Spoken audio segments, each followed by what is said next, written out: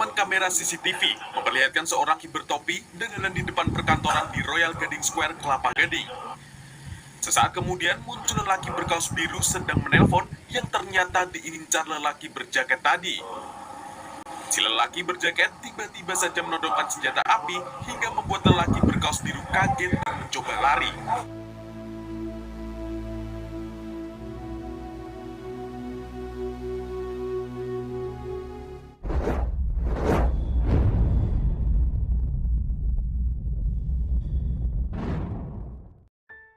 PT Dwi Putra Tirta Jaya adalah sebuah perusahaan yang bergerak di bidang pelayaran, kapal kargo, dan pengiriman barang via laut yang beralamat di Ruko Royal Gading Square, Kelapa Gading, Jakarta Utara.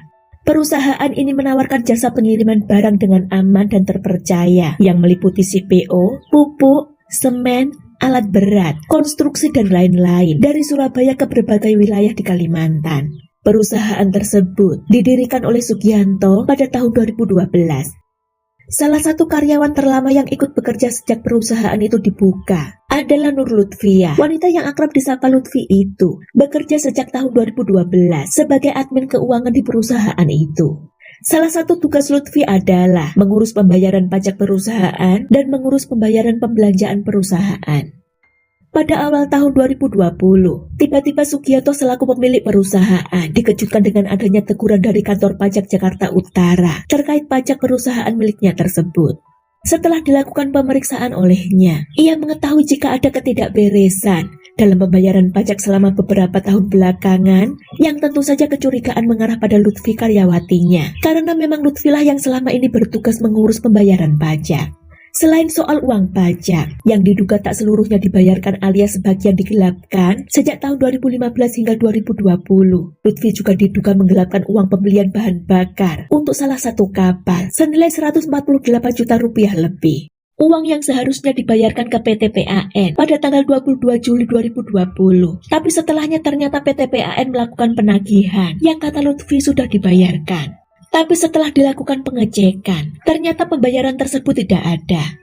Dari hasil pemeriksaan pula, diperkirakan jumlah uang yang telah digelapkan oleh Lutfi mencapai 1,8 miliar rupiah lebih selama rentang tahun 2015 hingga tahun 2020. Nah, atas temuan kecurangan penggelapan itu, Sugianto tidak lantas gegabah melaporkan Lutfi. Namun ada negosiasi yang dilakukan dengan wanita berusia 34 tahun itu, mengingat Lutfi adalah orang lama yang sudah dianggap seperti keluarga. Tapi menurut versi Lutfi, bosnya itu kemudian jadi sering memaki-makinya dengan kata-kata tidak pantas, menghinanya sebagai wanita tidak laku, dan mengajaknya melakukan hubungan badan. Jika Lutfi tidak mau, maka bosnya itu mengancam akan melaporkan penggelapan uang yang dilakukan Lutfi pada polisi. Lutfi semakin hari semakin sakit hati pada bosnya, baik itu atas perlakuannya, sekaligus merasa ketakutan ulahnya akan benar-benar dilaporkan. Karena itu Lutfi mulai memiliki niat untuk menghabisi Sugianto agar dirinya aman. Pertama pada 20 Maret 2020, Lutfi menyampaikan niatnya itu pada Ruhiman alias Maman, 42 tahun, suami sirinya. Tapi kala itu niat Lutfi tersebut diabaikan oleh Ruhiman. Waktu pun berlalu, hingga pada 4 Agustus 2020, Lutfi kembali meminta pada Ruhiman atas niatnya itu, dengan alasan ia saat itu kembali mendapat ancaman dari bosnya. Ruhiman yang merasa kasihan, kali ini menyanggupinya. Untuk itu Lutfi mengatakan pada Ruhiman, jika ia sudah menyiapkan uang 200 juta rupiah, agar suami sirinya itu mencarikan eksekutor atau pembunuh bayaran. Hari itu juga Lutfi mentransfer uang 100 juta rupiah ke rekening Ruhiman untuk DP. Ruhiman dan Lutfi lantas mengajak beberapa orang lainnya yang merupakan murid dari ayah Lutfi. Sebagai informasi ya, almarhum ayahnya Lutfi dulunya adalah seseorang yang disegani di Lampung, yang merupakan guru dari para pelaku lainnya. Awalnya Ruhiman mengajak Syahrul, seorang pria berusia 58 tahun, salah satu murid dari ayah Lutfi, untuk diajak membantu melaksanakan rencana itu. Di tanggal 5 Agustus, Lutfi, Ruhiman, dan Syahrul melakukan pertemuan pertama di Hotel Pakuan untuk membahas rencana. Keesokan harinya tanggal 6 Agustus, Lutfi memberikan uang 100 juta rupiah secara tunai kepada Insinyur Arbain Junaidi sebagai penyedia senjata. Tanggal 9 Agustus, bertempat di rumah Lutfi di Cilengsi, Lutfi, Ruhiman, Syahrul, dan Arbain kembali berkumpul. Saat itu Lutfi mengatakan bahwa ayahnya menyuruhnya untuk menghabisi Sugianto bosnya. Jika tidak maka Lutfi yang terancam akan tewas. Rencana awal, pada tanggal 9 Agustus itu, Ruhiman berpura-pura menyamar menjadi petugas pajak dari Kanwil Jakarta Utara. Rencananya Sugianto bos Lutfi akan diminta ikut masuk mobil, lalu akan dihabisi. Namun rencana itu gagal karena Sugianto ternyata menolak ajakan itu. Keesokan harinya 10 Agustus, Lutfiyah, Ruhiman, Syahrul, dan Dedi berkumpul untuk ketiga kalinya di sebuah hotel untuk membahas rencana selanjutnya. Ketika itu Lutfi berpura-pura kesurupan arwah ayahnya yang merupakan guru dari para pelaku lain agar para pelaku lain mau menuruti niat Lutfi. Yang kemudian disepakati, korban akan dihabisi dengan cara ditembak saja. Selanjutnya mereka membahas siapa yang akan menjadi eksekutornya. Lalu Syahrul mengusulkan agar temannya yang bernama Diki Mahfud berusia 50 tahun untuk menjadi eksekutornya. Tapi kebetulan ketika itu Diki masih berada di Bangka Belitung. 2 hari kemudian di tanggal 12 Agustus 2020, Diki Mahfud tiba di Jakarta dan langsung ikut berkumpul di Hotel Ciputra Cibubur. Ketika itu juga, mereka membeli sepeda motor, membuat plat nomor palsu, membeli jaket dan helm ojek online sebagai sarana penyamaran nantinya. Kemudian kendaraan tersebut mereka titipkan di daerah Bendungan Hilir, Jakarta Pusat.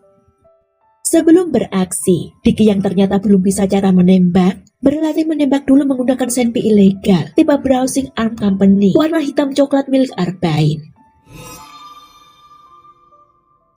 Di tanggal 13 Agustus 2020 sekitar pukul 8.30 pagi, Diki diboncengan Syahrul dengan motor yang sudah disiapkan menuju ke kawasan Ruko Royal Gading Square, Kelapa Gading untuk menunggu Sugianto si korban keluar kantor. Sekitar pukul 12.45 waktu Indonesia Barat, nampak sosok korban Sugianto berjalan keluar dari kantornya. Ketika itu Sugianto berniat untuk pulang makan siang dengan berjalan kaki seperti biasa karena memang jarak kantor dengan rumahnya tidak begitu jauh. Namun ketika ia baru berjalan kira-kira 50 meter, ada orang tak dikenal menghampirinya.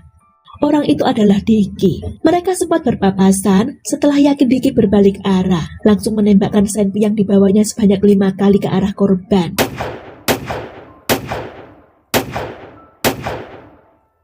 Di mana 3 diantaranya berhasil mengenai Sugianto dan berhasil membuatnya tewas. 1 tembakan di punggung, 2 tembakan di wajah.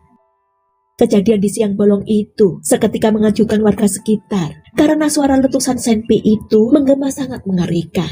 Sementara setelahnya Diki dan Syahrul dengan mudah berhasil kabur dari lokasi. Tapi dari kamera CCTV, polisi berhasil membuat sketsa dari 2 terduga pelaku. Setelah 8 hari penyelidikan, tim gabungan Polda Metro Jaya dan Polres Metro Jakarta Utara akhirnya berhasil meringkus para tersangka. Dari hasil pemeriksaan kamera pengawas, juga keterangan beberapa saksi, polisi awalnya menetapkan 12 orang sebagai tersangka pembunuhan terhadap Sugianto, bos pemilik perusahaan ekspedisi pelayaran yang berkantor pusat di Kelapa Gading, Jakarta Utara itu. Tepatnya pada 21 Agustus 2020, 12 orang ditangkap. 8 orang ditangkap di Lampung, 1 orang di Cibubur, Jakarta Timur. Kemudian 2 orang ditangkap di Surabaya, Jawa Timur.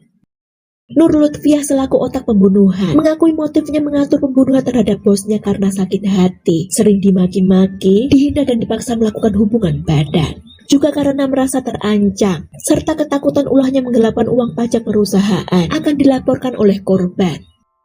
Sementara itu pihak keluarga korban tak ada yang menyangka jika Lutfi karyawati kepercayaan mereka tega mendalangi pembunuhan ini. Karena selama bertahun-tahun Lutfi bekerja, keluarga Sugianto bahkan sudah menganggapnya seperti keluarga. Ketika Lutfi ada kesulitan pun, bosnya itu selalu memberikan bantuan. Keluarga korban merasa heran dari mana Lutfi mendapat uang 200 juta rupiah itu yang digunakannya untuk membiayai pembunuhan, padahal gajinya tak terlalu besar. Awalnya keluarga korban meyakini mungkin uang yang digunakan Lutfi tersebut juga dari hasil menggelapkan uang perusahaan. Namun belakangan dari hasil pemeriksaan polisi, ternyata Lutfi nekat meminjam uang itu yang kemudian digunakannya untuk biaya operasional pembunuhan. Para pelaku dijerat dengan pasal berlapis atas perbuatan mereka, yakni pasal 340 KUHP tentang pembunuhan berencana, subsidiar pasal 338 KUHP tentang pembunuhan dengan ancaman maksimal hukuman mati, penjara seumur hidup atau maksimal 20 tahun penjara. Sedangkan untuk Nur Lutfiyah, selain terjerat pasal pembunuhan berencana, ia juga dilaporkan oleh pihak perusahaan dengan tuduhan penggelapan uang.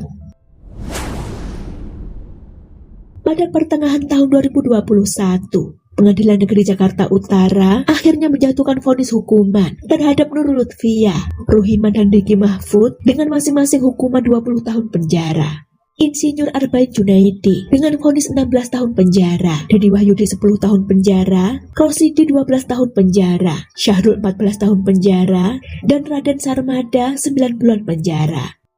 Sementara 4 pelaku lainnya akhirnya dinyatakan terbebas dari hukuman karena terbukti tidak terlibat langsung dengan pembunuhan tersebut.